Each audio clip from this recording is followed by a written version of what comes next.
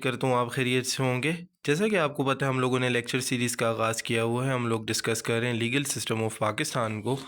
आज की वीडियो के अंदर हम लोग डिस्कस करने जा रहे हैं एग्जेक्टिव ब्रांच को। हमने सेपरेशन ऑफ पावर का कॉन्सेप्ट पढ़ा था पिछली वीडियो के अंदर। इस वीडियो के अंदर हम लोग एग्जेक्टिव ब्रांच को डिस्कस करने जा रहे हैं। एग्जेक्टिव ब्रांच क्या होती है?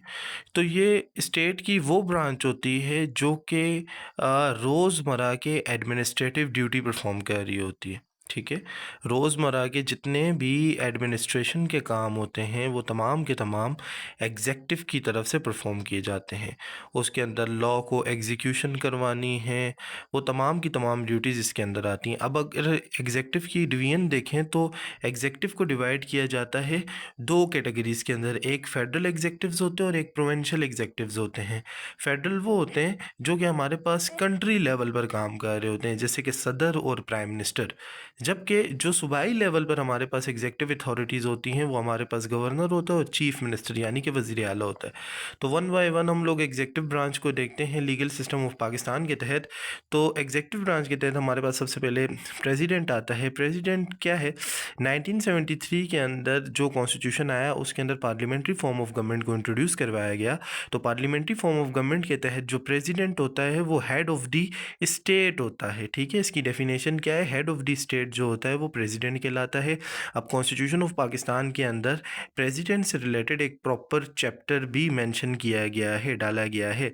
इसके कुछ रेलेवेंट आर्टिकल्स हैं जैसे 41, 43, 58, 44, 232, 45, 47 कॉन्स्टिट्यूशन ऑफ पाकिस्तान के, जो कि स्पेसिफिकली प्रेसिडेंट के साथ डील करते हैं। इसके बाद एलिजिबिलिटी को देखते हैं कि कौन शख्स पाकिस्तान का सदर बनने के लिए अहल है। तो ये आर्टिकल 41 और 43 के अंदर मेंशन किया गया है। मस्ट बी अ मुस्लिम। पाकिस्तान का सदर बनने के लिए उस शख्स को मुसलमान होना ज़रूरी है। गैर मुस्लिम पाकिस्तान मुमलिकत पाकिस्तान का सदर नहीं बन सकता। ठीक है, क्योंकि ये हेड ऑफ़ द स्टेट होता है, कंट्री का हेड होता है। और इस्लामी जमहूरिया पाकिस्तान के अंदर सदर बनने के लिए मुसलमान होने की शर्त लाजिम है। दूसरे नंबर पर यह है कि मस्ट बी अ मैन। लड़की भी मुमलिकत पाकिस्तान का सदर नहीं बन सकती, सिर्फ़ और सिर्फ लड़का ही बन सकता है। और उसकी जो एज है वो 45 ईयर से कम नहीं होनी चाहिए, इससे ज़्यादा होनी चाहिए। इसके साथ साथ वो नेशनल असम्बली का मेंबर बनने की क्वालिफ़िकेशन रखता हो।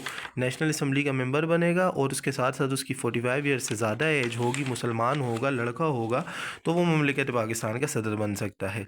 इसके बाद आर्टिकल नंबर 43 जो है वो बताता है कि president shall not hold any office of profit in the service of Pakistan. कि जो सदर पाकिस्तान होगा वो कोई भी ऐसे ऑफिस को होल्ड नहीं कर सकता जिससे वो प्रॉफिट जनरेट करे। जब वो पाकिस्तान का सदर होगा तो सोलली उसे अपनी सदारती ड्यूटी परफॉर्म करनी होगी। इसके साथ साथ वो कोई भी ऐसा ऑफिस होल्ड नहीं कर सकता जिससे वो प्रॉफिट जनरेट करे। इसकी सब क्लास 2 भी कहती है कि president will not occupy any office from where they got nomination directly from the government. इसके साथ साथ प्रेसिडेंट जो है वो कोई भी ऐसा ऑफिस होल्ड नहीं कर सकता जिससे वो कोई मुआवजा जनरेट कर रहा है गवर्नमेंट से और साथ साथ कहता है कि मैं मुमलिकत का सदर भी रहूँगा। तो इस तरीके से नहीं, उसको कोई एक ड्यूटी परफॉर्म करनी होगी। अगर सदर रहेगा तो वो रेम्यूनरेशन इनडायरेक्टली नहीं ले सकता गवर्नमेंट से। ठीक है। इसके साथ साथ आगे जो है वो प्रेसिडेंशियल इलेक्शन की बात करता है कि प्रेसिडेंट इलेक्ट किस तरीके से होता है। इसका डिटेल प्रोसीजर हम लोग डिस्कस करेंगे जब हम कॉन्स्टिट्यूशन ऑफ पाकिस्तान 1973 को डिस्कस करेंगे।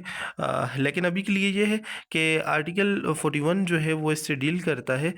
शेड्यूल नंबर 2 के तहत प्रेसिडेंशियल इलेक्शन जो है कंडक्ट किए जाते हैं। इलेक्टोरल कॉलेज होता है प्रॉपर, और इलेक्टोरल कॉलेज के अंदर आपके सेनेट, नेशनल असम्बली और प्रोविंशियल असम्बलीज़ के मेंबर होते हैं। ये तमाम लोग मिलकर वोटिंग करते हैं और उसके बाद प्रेसिडेंट को इलेक्ट किया जाता है। तमाम जो प्रोसीजर है वो कॉन्स्टिट्यूशन ऑफ पाकिस्तान के अंदर डिस्कस किया जाएगा। अभी लीगल सिस्टम ऑफ पाकिस्तान की हद तक ये आपके लिए सफिशेंट है कि सेकंड शेड्यूल के तहत इलेक्टोरल कॉलेज बनता है जिसके अंदर सेनेट, नेशनल असम्बली और प्रोविंशियल असम्बलीज़ के मेंबर होते हैं जो कि वोटिंग करते हैं और उसके तहत प्रेसिडेंट को इलेक्ट किया जाता है। इसके बाद कहता है कि जो प्रेसिडेंट होता है वो 5 साल के लिए इलेक्ट होता है और उसके बाद वो अपने ऑफिस को उस वक्त तक होल्ड रखता है जबकि उसका सक्सेसर यानी कि नया आने वाला सदर उस ऑफिस को शेयर ना करे। जब नया आने वाला सदर आ जाता है तो उसके बाद जो प्रीवियस आपका फॉर्मर प्रेसिडेंट होता है वो उस ऑफिस को छोड़ देता है। इसके बाद हम लोग पावर की बात करते हैं कि सदर मुमलिकत के पास कौन कौन सी पावर होती हैं। तो सबसे पहले लेजिस्लेटिव पावर होती है कि वो पार्लियामेंट के अंदर खड़े होकर, नेशनल असम्बली के अंदर खड़े होकर किसी भी इशू को एड्रेस कर सकता है, बता सकता है कि इसके ऊपर हमें लेजिस्लेशन की ज़रूरत है और इसके ऊपर हमें लेजिस्लेशन करनी चाहिए।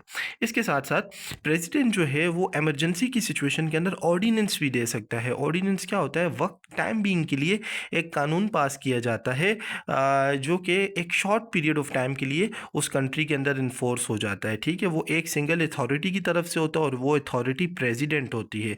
यानी कि अगर आपसे ये एमसीक्यूज पूछा जाए कि ऑर्डिनेंस किसकी तरफ से पास किया जाता है, तो आप कहेंगे प्रेसिडेंट की तरफ से। ठीक है, इसके बाद एग्जेक्टिव अथॉरिटीज़ की देखते हैं कि जो सदर पाकिस्तान होता है उसके पास एग्जेक्टिव अथॉरिटी कौन कौन सी होती हैं। तो प्रोक्लेमेशन ऑफ इमरजेंसी नाफिज कर सकता है मुल्क के अंदर।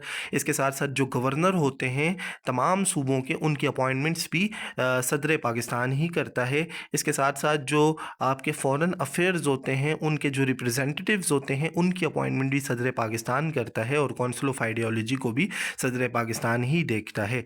इसके बाद आर्टिकल 58 को देखते हैं कि नेशनल असम्बली को जो डिज़ोल्व करने की पावर है पहले सदर पाकिस्तान के पास होती थी कि सदर पाकिस्तान किसी भी वक्त नेशनल असम्बली को डिज़ोल्व कर सकता था। लेकिन 18वीं तरमीम के बाद इसे चेंज कर दिया गया। अब सदर पाकिस्तान जो है वो नेशनल असम्बली को डिज़ोल्व कर सकता है, लेकिन with the advice of prime minister of Pakistan. यानी कि वज़ीर आज़म जो है वो एडवाइस करेगा कि सदर को कि वो असम्बलीज़ को डिज़ोल्व कर लें, तो उसके बाद ही सदर पाकिस्तान जो है वो असम्बली को डिज़ोल्व कर सकता है। इसके बाद जुडिशल पावर कौन कौन सी हैं सदर पाकिस्तान के पास? तो जुडिशल पावर ये है कि जितने भी आपके जजेस हैं उन तमाम की तकर्री यानी कि अपॉइंटमेंट जो है वो जज पाकिस्तान के सदर की तरफ से होती है। ठीक है, इसके साथ साथ जुडिशल पावर ये भी है कि जितनी भी सज़ाएँ हैं जो कि जजेस की तरफ से दी जाती हैं, उनका लास्ट रिजॉर्ट जो होता है वो सदर होता है। सदर यानी कि सज़ाओं को माफ़ भी कर सकता है और उसके अंदर कमी भी कर सकता है। यानी कि लास्ट रिजॉर्ट जो है सज़ाओं की माफ़ी का अदालतों के बाद वो सदर मुमलिकत होता है। इसके बाद मिलिट्री पावर भी हैं। जितनी भी आपकी मिलिट्री के ऑपरेशंस हो रहे होते हैं, जितने भी उनकी डिप्लॉयमेंट होती है ट्रूप्स की, तमाम के तमाम उनके जो मैटर्स होते हैं उनकी भी आपके पास सदर के पास एग्जेक्टिव पावर्स होती हैं, क्योंकि एक कमांडर होता है, कमांडर इन फोर्स होता है कॉन्स्टिट्यूशन ऑफ पाकिस्तान 1973 के तहत। सो इसके पास मिलिट्री पावर्स भी होती हैं। ठीक है, आपको अगर ये मेरे नोट्स चाहिए हो तो आप मेरे से व्हाट्सएप पर रब्ता कर सकते हैं। मैं आपको इन नोट्स का PDF प्रोवाइड कर लूँगा। साथ आप मेरे लेक्चर्स को सुने और नोट्स को कंसल्ट करें। इंशाल्लाह लीगल सिस्टम ऑफ पाकिस्तान के अंदर आई प्रॉमिस आपका कोई भी मसला बाकी नहीं रहेगा।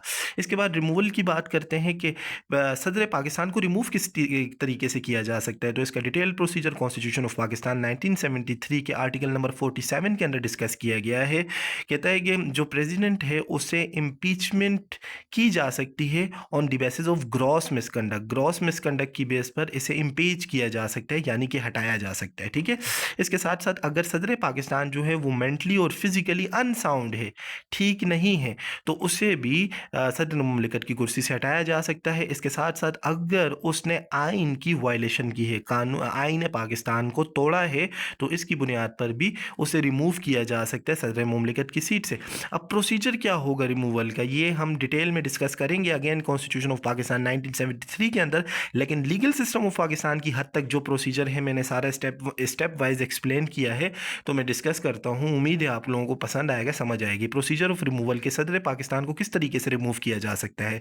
स्टेप नंबर 1, सबसे पहले नेशनल असेंबली के जो मेंबर हैं वो नोटिस देंगे स्पीकर को और डिक्लेयर करेंगे पॉइंट ऑफ इम्पीचमेंट, बताएंगे, रीजंस बताएंगे कि किस वजह से वो सदर मुमलिकत को जो है ना रिमूव करना चाह रहे हैं। स्पीकर को एक नोटिस देंगे। ठीक है, अब जो स्पीकर होगा नेशनल असेंबली का उस टाइम पर हाजिर, वो 3 दिन के अंदर अंदर जो बोथ चैम्बर्स हैं इलेक्टोरल कॉलेज के, उनको समन करेगा कि भाई आप लोग पेश हो जाएं। और इसके बाद जो है वो एक ज्वाइंट सिटिंग कंडक्ट करेगा। वो ज्वाइंट सिटिंग जो होगी वो 7 दिन से पहले नहीं होगी, 7 दिन के बाद होगी और 14 दिन से ज़्यादा डिले नहीं होगी। यानी कि जो स्पीकर होगा नेशनल असेंबली का वो 7 दिन के बाद और 14 दिन से पहले पहले किसी भी दिन दोनों के दोनों चैम्बर्स को, यानी कि सेनेट, नेशनल असेंबली और प्रोविंशियल असेंबलीज़ के मेंबर्स जिन्होंने सदर को इलेक्ट किया था, उन्हें समन करेगा कि भाई आप लोग पेश हो जाएं। उसके बाद क्या होगा कि एक ज्वाइंट इन्वेस्टिगेशन होगी। ठीक है, और सदर को जो है नेशनल असेंबली के अंदर अपेयर किया जाएगा और उनसे रीजंस मांगी जाएंगी कि भाई अपने आप को प्रूफ करो कि आपने ऐसा क्यों किया, आपने क्यों कॉन्स्टिट्यूशन ऑफ पाकिस्तान को वायलेट किया, ग्रॉस मिसकंडक्ट किया, जो भी उनके ऊपर इल्ज़ामात हैं आप प्रूफ करो। तो उसके बाद जो है वो अपनी अपीयरेंस शो करेंगे नेशनल असम्बली के अंदर, सदर मुमलिकत, और सारी रीजंस बताएंगे। उसके बाद जो है रेजोल्यूशन पास हो जाएगी, करारदाद पास हो जाएगी, जिसके अंदर 2/3 मेजॉरिटी रिक्वायर्ड है। यानी कि जो नेशनल असम्बली का, सेनेट का जो इलेक्टोरल कॉलेज का कॉरम है, नंबर ऑफ पीपल हैं, उनकी 2/3 मेजॉरिटी रिक्वायर है। अगर 2/3 मेजॉरिटी वोट उस टाइम पर दे देगी तो सदर मुमलिकत को रिमूव कर दिया जाएगा।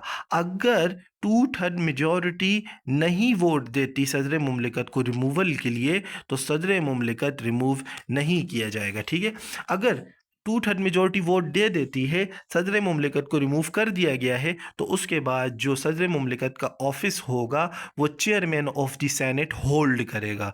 अब चेयरमैन ऑफ द सेनेट कब तक होल्ड करेगा? तब तक जब तक नया सदर मुमलिकत इलेक्ट नहीं हो जाता। तो ये था प्रेसिडेंट ऑफ पाकिस्तान का लेक्चर। इसके बाद हम लोग अगली वीडियो के अंदर डिस्कस करेंगे जो दूसरी एग्जेक्टिव अथॉरिटी हमारे पास, प्राइम मिनिस्टर ऑफ पाकिस्तान, क्या होता है, क्या क्वालिफिकेशंस होती हैं, क्या पावर्स होती हैं। इंशाल्लाह we will discuss in next video. उम्मीद करता हूँ आपको ये वीडियो पसंद आई होगी। Stay connected with this channel. अल्लाह हाफिज़।